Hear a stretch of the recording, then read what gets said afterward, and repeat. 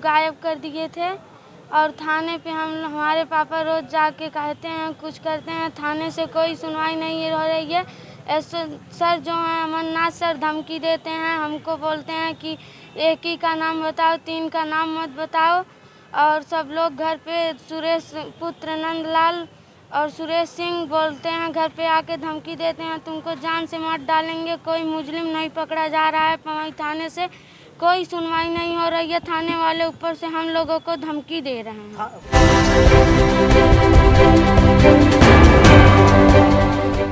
जी हाँ, मैं समता की सपोर्टर हूँ, मैं रोशनी रिपोर्टर हूँ। नमस्कार, मैं हूँ आपके साथ रोशनी और आप देखना शुरू कर चुके हैं रोशनी की रिपोर्टिंग गांव से शहर तक। इस वक्त मैं हूँ आजमगढ़ में जी, और जो हम प्रेजेंट में खड़े हैं ये डीएम ऑफिस के सामने खड़े हैं और यहाँ पे कई सारे पत्रकार संघ के भी लोग आए थे, उनके साथ भी कहीं ना कहीं उत्पीड़न किया गया था। आप सोचिए, जो जनता को न्याय दिलाते हैं उनको अगर न्याय की ज़रूरत पड़ेगी तो वो कहाँ जाएंगे। बहुत सारी बातें हैं, लेकिन फिलहाल में जो हम बात करने के लिए जो मुद्दा अभी है, जो इस समय मुद्दा है, ये लड़की मेरे सामने जो है, इनके साथ जो मैटर हुआ है ये पूरा बाकायदा लिखा है, लेकिन ये ज्ञापन देने आई हैं। और उससे पहले मैं थोड़ी सा बातचीत करना चाहूँगी कि लड़कियों का मामला आए दिन क्यों इस तरीके से बढ़ता जा रहा है। पहले जानेंगे क्या वजह है, फिर उसके बाद बात करेंगे। आपका नाम क्या है? मेरा नाम रुचि पांडे। कौन सी क्लास में पढ़ती हैं? क्लास 8। अच्छा, क्लास 8 की बच्ची है, कहीं ना कहीं अभी नाबालिग बच्ची है। ये बताइए, उम्र कितनी है आपकी? 14 साल 6 महीना। 14 साल 6 महीना। क्या मैटर है आपके साथ, क्या हुआ है? मेरा मैटर ये है कि घर के बगल के रामशरण के पुत्र शेखर, असोनी और उनके घर के बगल के ही पटीदार विनोद, ये तीनों लोग और एक सुरेश सिंह हमें गायब कर दिए थे 11 बजे रात को। अच्छा, एक मिनट, पहले ये जानना चाहेंगे कि वो जो लड़के जिन लोगों का नाम बता रही हैं आप, वो आपके घर से कितनी दूरी पे हैं?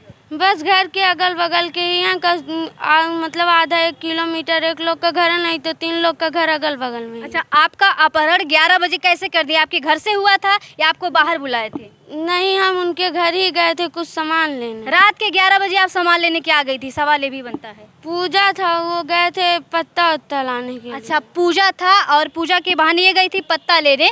अच्छा, तो फिर क्या कैसे हुआ, पूरा मामला बताइए। उसके बाद हमें ऐसा लगा कि हम अपने घर तक नहीं जा पाएंगे, उनकी पत्नी कुछ हमें खिला दी थी। अच्छा, उसके बाद हमें लगा कि हम अपने घर तक नहीं जाएंगे, उनके पति असोनी आ रहे थे, तो वो हम बोले भैया किधर जा रहे हो? बोले तुम्हारे घर के पास। हम बोले हमें पहुंचा दो।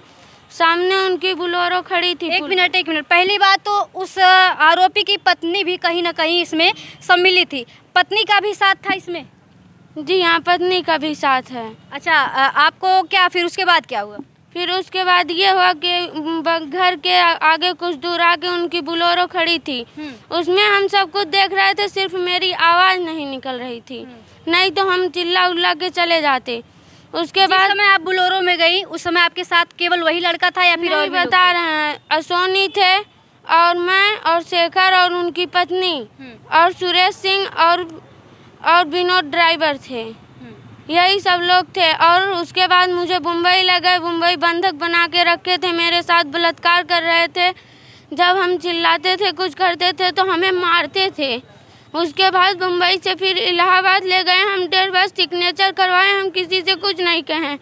उसके बाद वहाँ से बनारस अपने बहन सरिता के यहाँ भी लाके सुरेश सिंह, असोनी, विनोद, शेखर, चारों लोग बलात्कार किए। अपने बहन के यहाँ कहाँ लिया? बनारस में, सरिता के यहाँ। सरिता कौन?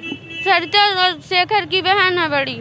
आप देखिए, आरोपी का मन इतना बढ़ जाता है, मुंबई के बाद वो इलाहाबाद ले जाता है, इलाहाबाद के वो बनारस में ले जाता है, वो भी अपने बहन के यहाँ। ये कह रही हैं, इनका आरोप है कि वो अपनी बहन के यहाँ भी इनके साथ बलात्कार करता था, ऐसा है?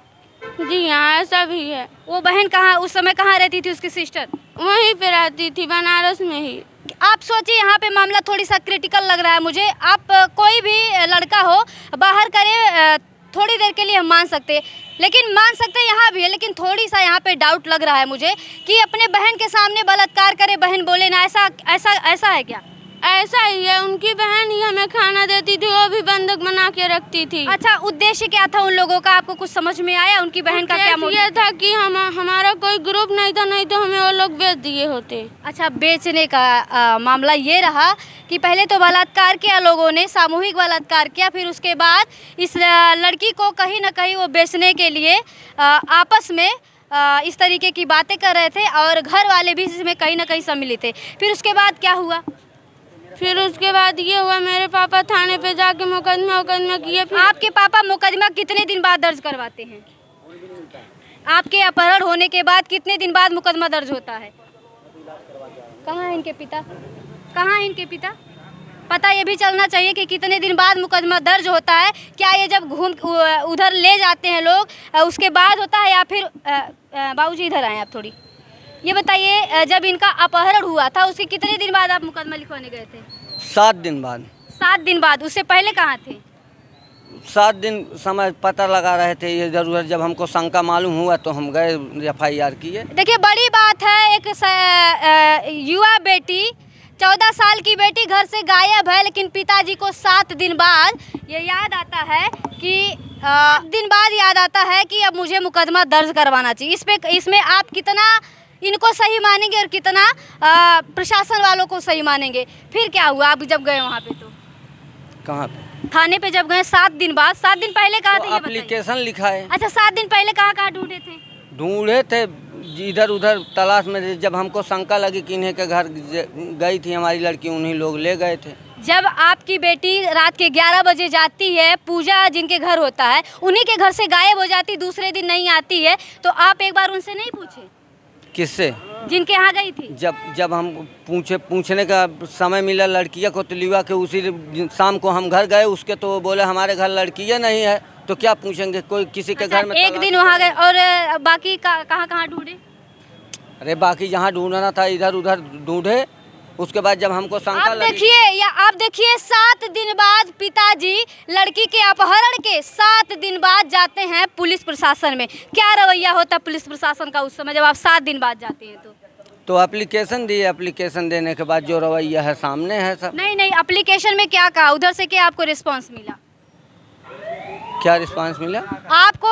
यशो ने क्या कहा, क्या जवाब दिया उस टाइम जब आपने रिपोर्ट? एप्लीकेशन दे दिया, उसके घर गए, आए।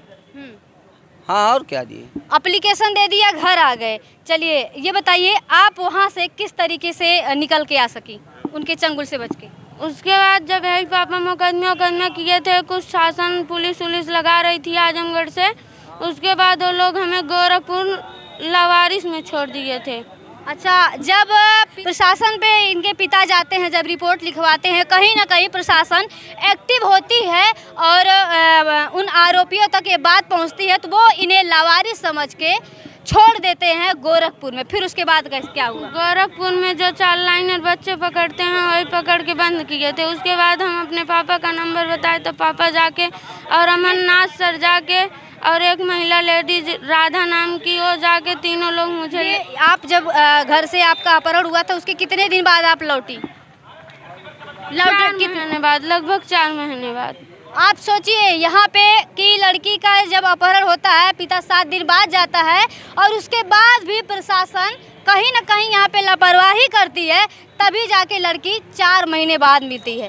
आप सोचिए किसी की बाइक गुम हो जाती है और किसी की भैंस चोरी हो जाती है, तो प्रशासन इतनी एक्टिव हो जाती है कि सुबह गायब हुआ, शाम को आ जाता है। लेकिन एक बेटी जब गायब होती है तो प्रशासन किस तरीके से काम करता है आप लोग समझ सकते हैं। योगी जी कहते हैं बेटी बचाओ बेटी पढ़ाओ। आप सोचिए बेटियाँ कैसे बढ़ेंगी, कैसे बचेंगी? यदि बचेंगी तभी तो पढ़ेंगी। आखिर क्यों? ये जुमलेबाजी कब तक चलेगी? ये जवाब चाहिए। और उसके बाद क्या हुआ? जब प्रशासन में आपके पिताजी गए, वहाँ से रिस्पांस क्या आता था? जब 4 महीने क्यों लग गए आपको पता है? नहीं, इनको नहीं पता है, लेकिन इनके ये बताइए चाचा, आप 4 महीने जब लग गया, आप 1 हफ्ते बाद गए थे प्रशासन के पास रिपोर्ट लिखवाने, 10 दिन हुआ होगा, 15 दिन हुआ होगा, उस बीच